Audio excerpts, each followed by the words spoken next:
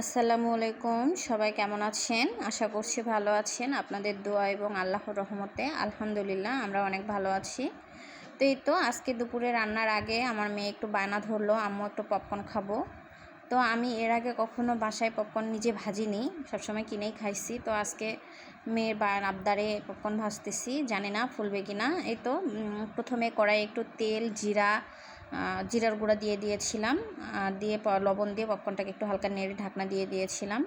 তো পপকর্নটা ভালোই ফুলেছে, ভালো হয়েছে মাশাল্লাহ। তো আমি পপকর্নের উপরে একটু শুকনো মরিচের গুঁড়ো আর একটু জিরার গুঁড়ো ছিটে দিয়েছিলাম, লবণ শুকনো মরিচ আর জিরা একসঙ্গে গুঁড়ো করে দিয়েছিলাম। খেতে ভালো লাগে, মশলাটা মুখে পড়লে আমার মেয়েরা অনেক পছন্দ করে এজন্য। আর এই তো দুপুরে রান্না, আজকে দুপুরে সেরকম কোনো কিছু ছিল না, সবজি ছিল একটা পেঁপের তরকারি, লাল শাক আর সাথে করেছিলাম ডিম ভাজি। তো সবগুলো ভিডিও আসলে নেওয়া হয়নি। আর এই তো তো আমার ভিডিওগুলো আপনাদের কেমন লাগে অবশ্যই জানাবেন। আর আমার ভিডিওগুলো যদি ভালো লাগে অবশ্যই আমার চ্যানেলটাকে সাবস্ক্রাইব করে লাইক কমেন্ট শেয়ার করতে ভুলবেন না। আমার জন্য দোয়া করবেন সবাই, আমার মেয়েদের জন্য দোয়া করবেন।